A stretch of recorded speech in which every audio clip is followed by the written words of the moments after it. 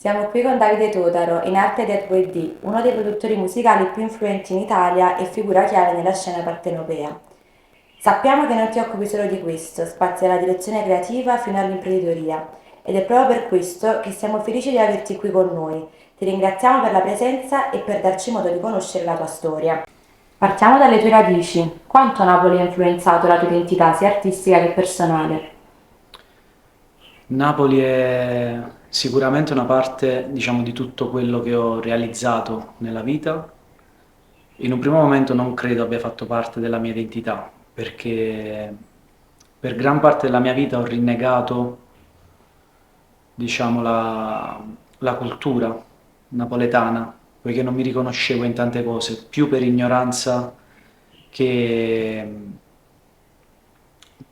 che per un motivo valido fondamentalmente. Crescendo e soprattutto viaggiando, avendo avuto modo di ritornare poi in patria e conoscere tante cose che magari prima ignoravo, come gli strati sociali che, diciamo, compongono la città, ho avuto modo di apprezzare, ma soprattutto di identificarmi in tante cose che rappresentano oggi quella che è la matrice di un napoletano. Quindi in un primo momento magari non è stata parte identitaria, ma oggi probabilmente è il core di tutto quello che produco, di tutto quello che faccio, di tutto quello che rappresenta obiettivo nella mia vita. Se ti dico casa, qual è il profumo o il sapore che ti viene subito in mente? Sicuramente sarà banale, ma il ricordo che più porto nel cuore, che tra virgolette mi accompagna quando sono lontano da casa, è il profumo, diciamo, del caffè, della colazione appena sveglio a casa che preparava mia nonna quando ero bambino. Quanto la scena rap napoletana ha inciso sul tuo percorso? Non saprei dirlo, in realtà probabilmente poco come potrebbe essere tutto, perché fino ai 20-22 anni non ho mai ascoltato nulla che fosse, diciamo, italiano, eccezione fatta per due gruppi storici italiani che sono i Cosang e il Club Dogo. Quindi probabilmente i Cosang sono stati forse la più grande matrice proprio dell'ispirazione di quello che potevo realizzare sul mio territorio, piuttosto che pensarla in maniera globale. Mi ha dato modo di capire che potevo riuscire a fare quello che volevo anche in Italia. Ti ricordi una scena in particolare dopo un concerto, di un evento che è rimasta nel cuore? Sicuramente ho tanti ricordi, non ho niente che conservo in maniera particolare perché non vivo queste cose con l'impeto del non succederà mai più, quindi tendo a vivere le cose come se fossero già successe nella mia testa, quindi sono sicuramente già su quella dopo. Non ho particolari ricordi, forse diciamo la cosa che un po' più mi ha emozionato, che comunque più ricordo con piacere in questo momento è stata la scena di release dell'album dei Cosang, uscito penso un anno fa, dove sono stato a cena proprio con loro ed eravamo lì tutti insieme, ho avuto modo di esprimere davanti a tutti, diciamo, quello che era il mio pensiero sul loro percorso artistico e su quello che hanno rappresentato per me. Quindi magari è stato più un momento di esposizione di quello che avevo dentro e soprattutto di riconoscenza verso un qualcosa che in qualche maniera mi aveva formato. E ricordi cosa hai mangiato? Quella sera mangiammo, mi sembra che era, no, mangiammo, diciamo, frutti di mare, crudité fondamentalmente, ostriche, gamberi, scampi e tutte queste cose così, diciamo, abbastanza tradizionali. Secondo te musica e cibo parlano lo stesso linguaggio?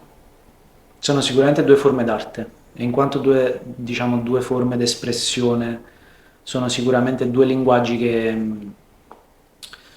che sono accomunati da qualcosa, ossia credo sia sempre qualcosa che si fa per il prossimo, la musica come il cibo. Preparo per qualcuno un piatto che ho in testa di fare o che mi immagino, allo stesso modo scrivo la musica pensando che l'ascolterà qualcun altro. Quindi è sicuramente, diciamo, facendo parte del linguaggio dell'arte sono sicuramente simili.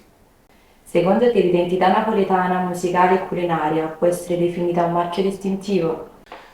Beh, sì, sicuramente, diciamo, quello che riguarda l'identità in generale proprio di tutto quello che proviene da Napoli, credo faccia parte di diciamo, di un tratto distintivo un po' più grande in tutto quello che riguarda, diciamo, la napoletanità in qualche maniera. C'è sicuramente un tratto distintivo che è quello comunque dell'arrangiamento delle cose fatte soprattutto per, diciamo, creare comunione, per creare, diciamo, un insieme di persone. Quindi alla base credo che, diciamo, sia quello che ci ha portato ad essere riconosciuti poi nel mondo in ogni modo e in ogni dove per quello che cuciniamo, quello che cantiamo. Basti pensare che probabilmente la canzone più conosciuta del mondo è O Sole Mio, quindi probabilmente, diciamo, questi sono i tratti che accomunano forse tutta l'umanità, forse tutto il mondo è un po' Napoli. Il tuo legame con il cibo è così forte da averti portato ad aprire un ristorante. Quanto questo mondo incide sul tuo lavoro artistico? Vabbè, come dicevo prima, sicuramente sono due mondi estremamente affini, considerando che, diciamo, tra i tanti lavori che ho fatto per pagarmi, diciamo, il sogno della musica, la cucina è stata una, diciamo, delle tappe fondamentali per, diciamo, questo percorso in termine economico, ha fatto sì che comunque mi avvicinassi a questo mondo. Sono due cose che per me camminano parallelamente, soprattutto considerando che all'interno del mio ristorante abbiamo un hi-fi bar, quindi di conseguenza cerchiamo di abbinare alla proposta culinaria quella che è la nostra proposta musicale, considerato che tutti i soci sono appassionati di musica, chi di un genere, chi di un altro, cerchiamo di proporre un menù che sia in qualche maniera simile per gusto, per carattere, a quella che è la selezione musicale che andiamo a proporre poi nel periodo. Basti pensare che abbiamo alternato magari dei momenti dove c'è stata molta cultura pop in qualche maniera nel nostro cibo, come può essere tutto lo street food giapponese. Allo stesso modo abbiamo cercato di mantenere un tema pop e urban nella selezione musicale, andando a pescare quelli che possono essere i grandi classici della musica urban, hip hop, rap americana, così come possono essere invece, diciamo, le tendenze un po' più retro ma che riguardano, tra virgolette, la musica italiana, quindi un Pino Daniele, un Pino D'Angio, un Edoardo De Crescenzo o un Alberto Radius, un Lucio Battisti, quello che, diciamo, ha rappresentato la cultura pop italiana per eccellenza. Nella tua vita di tutti i giorni, che rapporto hai con il cibo? Vabbè, il cibo per me è qualcosa di fondamentale, diciamo, nel quotidiano. Ho un rapporto un po' magari complicato in qualche maniera con il cibo, perché a volte diventa un motivo di distensione, un motivo di regolarità, di benessere, di... non saprei come esprimerlo, di una vita regolare in qualche maniera, altre volte invece diventa uno sfogo nervoso, considerando però che sono praticamente nato in un mondo fatto di questo, visto che la mia famiglia era proprietaria di un forno, avevamo un panificio e, diciamo, in termini abbastanza primordiale il mio primo sogno era quello di continuare quella che era la tradizione di famiglia, quindi proseguire il sogno di mia nonna di avere il forno, di, tra virgolette, prendersi cura del quartiere avendo, diciamo, questa sorta di selezione di pane fatto come si deve, di pizze, anche pizze in teglia. Ricordo eravamo praticamente pronti a fare di tutto in quel forno e la cosa che la nonna mi raccontava più spesso era il fatto che io, uscito da scuola, poiché la mia scuola era di fronte praticamente al panificio, Ogni volta che uscivo da scuola passavo di lì, mangiavo una pizzetta, offrivo una pizzetta a tutti i miei amici di classe. Quando tutti poi andavano via, io rimanevo nel forno e iniziavo a pulire, spazzare, pulire le vetrine e dicevo sempre voglio che questo forno sia bellissimo, voglio che questo forno sia accogliente.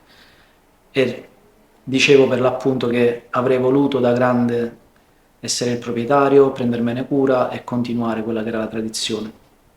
Oggi vivi a Milano. Cosa ti fa sentire ancora a casa nonostante la distanza? Beh, in realtà non c'è niente che mi fa sentire a casa, in qualche maniera. Quello che è casa, essendo abituato un po' a viaggiare, sono andato via presto da casa, quindi ho cercato di trovare sempre qualcosa che mi facesse forza nel non tornare indietro. Ho sempre visto il tornare indietro come una sconfitta, quindi di conseguenza ho cercato sempre di farmi forza in qualche maniera.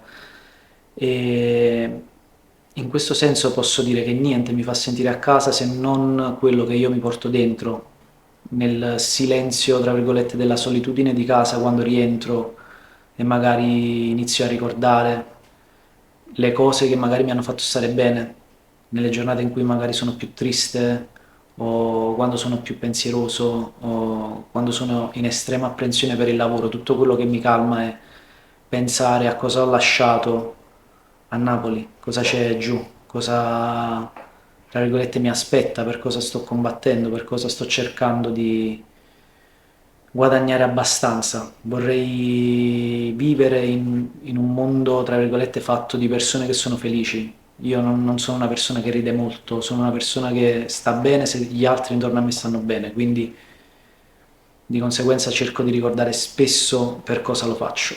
Questo è il mio modo di sentirmi a casa.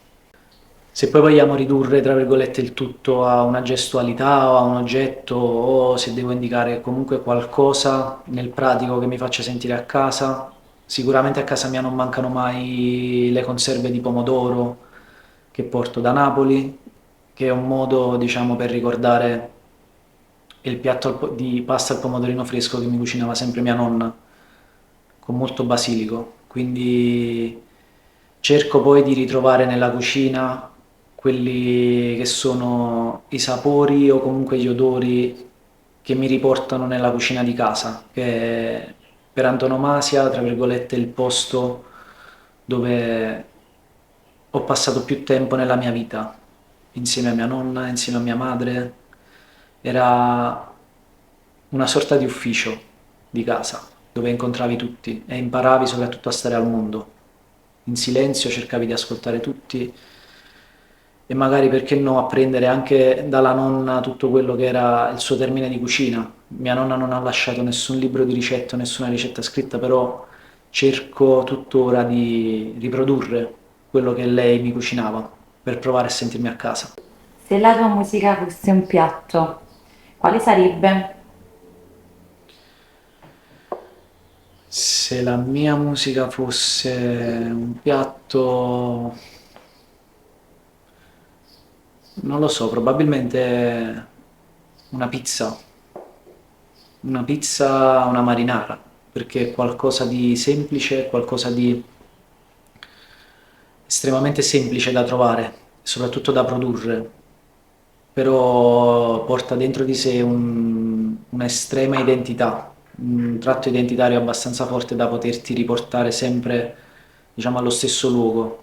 È qualcosa di riconducibile ed è probabilmente questo che caratterizza quello che faccio in qualche maniera. Cerco di lasciare sempre il segno, che sia nella musica, che sia nell'imprenditoria, cerco di dare sempre un tratto distintivo che comunque parli di me o comunque parli delle persone che mi circondano o che comunque cerco di coinvolgere all'interno delle cose.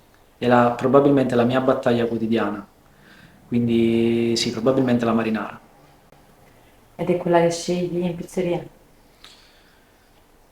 Diciamo che se è un posto dove non ho ancora mangiato, comunque la mia prima volta a tavola, cerco sempre di prendere la marinara perché, come mia nonna insegnava, è l'unico modo per capire se il pizzaiolo è bravo.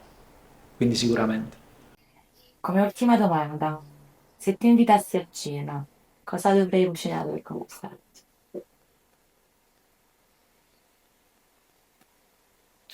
Ma dovresti essere in grado di fare le tagliatelle con lo spezzatino di piselli che faceva mia nonna, sicuramente. E dovrebbe avere lo stesso gusto. Probabilmente in quel momento mi avresti conquistato del tutto. Quindi è possibile conquistarti. Praticamente sì, diciamo ipoteticamente no. Che poi comunque credo che la differenza, diciamo, nella cucina che mi ha cresciuto fosse il termine d'amore che veniva messo in tutto quello che mi veniva messo a tavola. Perché forse è quello che, tra virgolette, mi ha fatto innamorare di tutti questi mondi. L'amore, la passione che, diciamo, venivano utilizzati per far stare bene qualcuno che non fosse se stesso, insomma. Non so se è detta bene in italiano, però il fatto di provare piacere nel vedere qualcuno felice e l'amore che ci metti nel fare un gesto del genere mi ha sempre catturato ed è il movente di tutto quello che faccio. Va bene, Davide, grazie mille, grazie per la tua presenza e per averci concesso un piccolo pezzo della tua storia. Grazie mille a voi.